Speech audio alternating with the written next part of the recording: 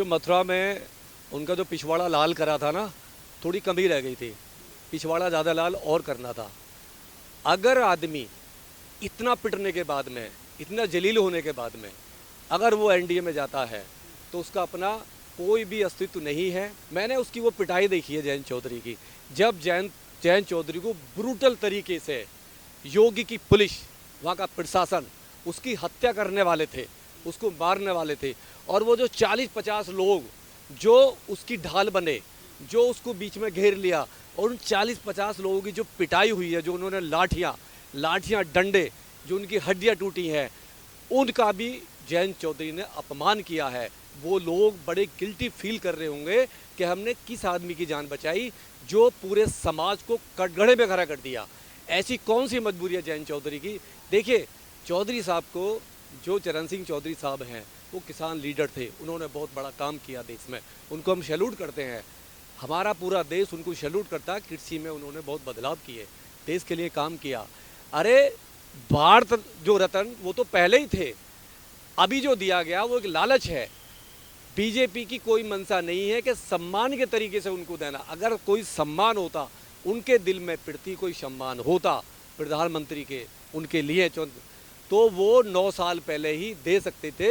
या जब किसान आंदोलन हुआ दिल्ली में, किसान उद्योग, इन्होंने 3 बिल वापस लिए, तो तब भी कर सकते थे। लेकिन केवल वोट की राजनीति में उनको वोट चाहिए, वो किसी भी कीमत पर वोट चाहिए, और वोट की राजनीति के लिए उन्होंने वो उनको ये सम्मान दिया। अगर वो इतने खुश हैं तो वो जो हमारी बहन बेटियां बैठी हुई थी, जो हमारी जाट बेटियां बैठी हुई थी, जो रेसलर थी, जो देश का गौरव थी, यही सरकार जब जंतर मंतर पे उसको गिरा के उनके तरीके ब्रूटल तरीके से उनको मारा जा रहा था, और जो रेपिस्ट था, जो रेपिस्ट जिस पे बड़े बड़े एलिगेशन लगे, जो भारत सरकार का मंत्री, ठीक है, उसको सरकार बचा रही थी, तब ये लोग कहाँ थे? उन बहन बेटियों के लिए भी ये लोग सामने नहीं आए। झूठी हमदर्दी थी, ये अपनी बहन बेटियों के लिए भी झूठी हमदर्दी रख रहे थे। इन्होंने वो भी नहीं सोचा। आज वो जो बेटियां हैं देश की, जो हम भी उनको सैल्यूट करते हैं, जो रेसलर थी, जो मांग कर रही थी सरकार से कि हमारे साथ इंसाफ हो, जो रेपिस्ट है, जिस पर रेप का गंभीर आरोप लगे हैं, उसको न्याय नहीं मिला, उसको जेल नहीं हुई, और ये चौधरी साहब एक खाली उसके लिए पलट जाते हैं। अरे चौधरी साहब, सम्मान सीखिए बहुजनों से। बहुजनों ने कभी भी अपने सम्मान से समझौता नहीं किया।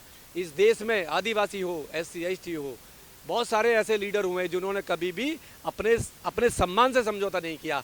आपने छोटे लालच के लिए, छोटी राजनीति के लिए अपनी बहन बेटियों का भी सम्मान नहीं किया। लेकिन सर, बड़ा सवाल ये है कि बीजेपी सरकार ने जाटों को बड़ा सम्मान दे दिया है। देखिए, उपराष्ट्रपति जाट बना दिया, चौधरी चरण सिंह साहब को जो है भारत रत्न पुरस्कार दे दिया। जो बीजेपी के यूपी अध्यक्ष हैं भूपेंद्र चौधरी, वो भी खुद जाट समुदाय से आते हैं।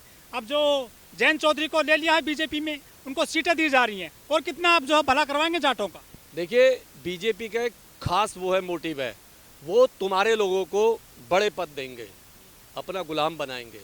वो समाज के लिए कभी भी नहीं बोलेंगे। उनको पहले ही बोला जाता है कि अब जब तुम्हारे समाज पे कोई भी एट्रोसिटी होगी, अत्याचार होगा, कोई घटना होगी, तो आप उस पर साइलेंस रहेंगे।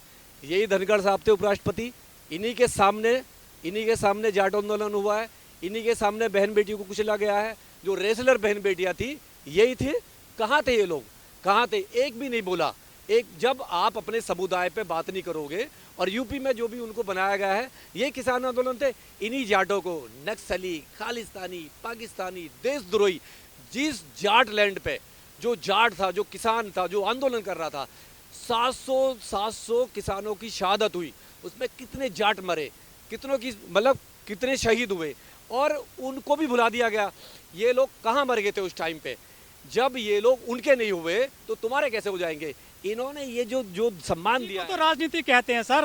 राजनीति इसको नहीं कहते। राजनीति उसको कहते, अगर आप अपने समाज के लिए लड़ रहे हो, समाज के लिए कुर्सी आपको मिली है, तो समाज के लिए आपको 24 घंटे काम करना पड़ेगा। लेकिन सर, लोग कहते हैं कि अनपढ़ जाट पढ़ा जैसा और पढ़ा जाट खुदा जैसा। लेकिन जयंत चौधरी तो लंदन से पढ़ करके आए हैं, वो तो बड़ी राजनीति करने लगे हैं आजकल। ABCD भी पता नहीं उनको राजनीति की। उनको मालूम है उनका ये ब्लैक काले अक्षरों में लिखा जाएगा उनका। जब कभी इतिहास बनता है ना, देखिए, इतिहास जो बनता है देश में ऐसे ही बनता है। एक इतिहास वो बना कि हमारी जो जाट बेटियां थी, जो रेसलर थी, उनको जंतर मंतर पर कुचला गया, उनके साथ को उनको न्याय नहीं मिला। एक इतिहास ये बना कि 700 किसान, मतलब किसानों की साथ होती, और उन किसानों को, वो जो जाट किसान भाई थे हमारे, उनको नक्सली, खालिस्तानी, पाकिस्तानी, और एक इतिहास हमने वो भी देखा, राकेश टिकैत जी के आंसू जो रो रहे थे, गिरगिरा रहे थे, उनकी जान को खतरा था, उन्होंने अपील की, पूरे देश से अपील की कि मेरी जान को खतरा है। रात को 2 बजे हमने वो भी देखा, वो भी इतिहास बना।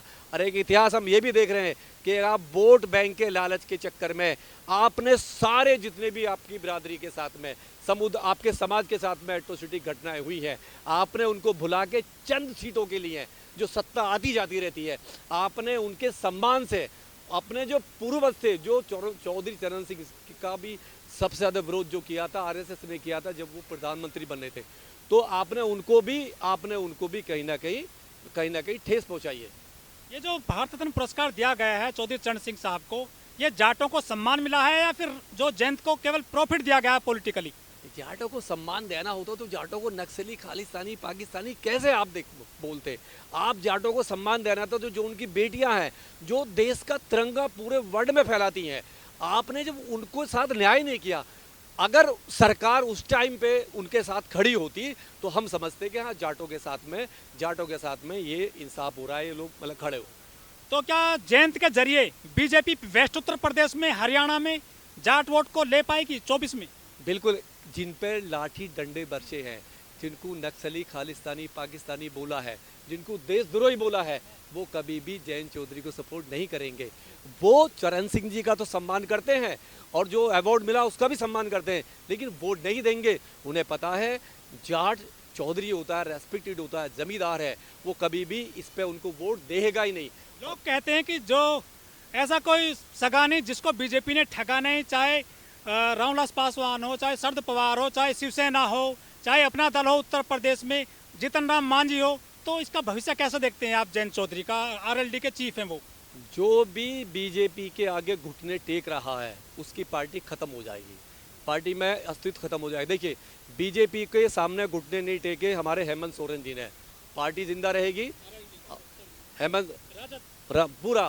दूसरा, जो हमारा जो तेजस्वी है, लालू यादव जी की पार्टी कभी खत्म हो ही नहीं सकती, कभी खत्म नहीं होगी, क्योंकि उन्होंने घुटने नहीं टेके सत्ता के लिए। दूसरा, हमारी बहन जी है, मायावती जी हैं, पार्टी रहेगी, सीट आए ना आए, पार्टी को कोई खतरा नहीं होगा, क्योंकि घुटने टेकनी। जो भी विचारधारा पे पार्टी को लेके चला, जो आइडियोलॉजी है पार्टी की, जिसने भी समझौता नहीं किया है, वो पार्टी सदा रहेगी। आरएलडी की कोई आइडियोलॉजी नहीं है, कोई विचारधारा नहीं है क्या जाटों की? उनके फादर की नहीं थी। नहीं, जाट अलग चीज है, जाट अलग। ये कौन होता है अकेला आदमी? आपने देखा होगा शामली में जब पंचायत हुई थी तो गंगा जल लेके इसी आदमी ने कहा था कि मैं समाज के साथ रहूंगा और मैं कभी भी पलटूंगा नहीं। अब मैं समाज के साथ आ गया हूं, तो वो जो गंगा जल जो लिया था हाथ में, जो गंगा जल रख के कसम खाई थी शामली की पंचायत में, हमने वो भी देखा। अब ये पलट गया है।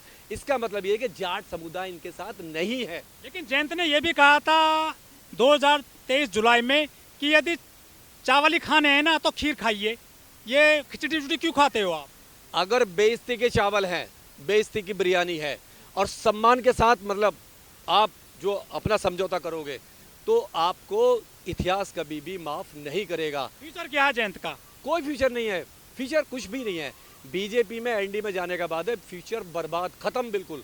जो थोड़ी बहुत रेस्पेक्ट थी यूपी के अंदर जाट समुदाय में, वो इन्होंने कल खत्म कर दी है। किसान लगेंगे क्या आप आरएलडी के साथ में? लग रहा है अभी नहीं होता। किसान देखिए, जो पार्टी से जुड़ा हुआ है, जो कार्यकर्ता है, वो तो लड़ेगा, लेकिन जिन्होंने लाठियां खाई हैं जयंत चौधरी को बचाने के लिए मथुरा में, जिन्होंने लाठियां खाई, वो कभी भी, वो तो रो रहे होंगे, उन्हें तो लग रहा होगा कि हमने किस आदमी को बचाया। बड़ा सवाल सर ये है कि बहन जी को लोग कहते हैं कि बीजेपी की बी टीम है, लेकिन पिछले 15 दिन के दौरान 2 पार्टियों के नेता बीजेपी में मिल गए हैं और बहन जी आज भी अपनी जगह पर वहीं टिकी हुई हैं। ये बी टीम केवल वो लोग कहते हैं जिन्हें बिल्कुल भी समझ नहीं है, राजनीति की समझ नहीं है, सामाजिक स्तर की बिल्कुल समझ नहीं है। देखिए, बहन जी कमजोर है, आज पार्टी कमजोर है, लेकिन टिका मतलब उसने घुटने नहीं टेके हैं। आरएसएस के आगे, बीजेपी के आगे घुटने नहीं टेके। वो अपनी लड़ाई मजबूती से रूट पे लड़ रही हैं।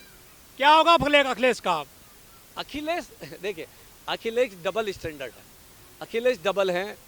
वो उनके जो आत्मा है बीजेपी के साथ है, शरीर जो है वो उनका एनडीए के साथ। मतलब इंडिया गठबंधन के साथ है। अब खुल के अखिलेश को अपनी जो आत्मा है ना वो इंडिया गठबंधन के साथ कर देनी चाहिए। हो सकता है कहीं ना कहीं कल को अखिलेश भी एनडीए के साथ में चले जाए।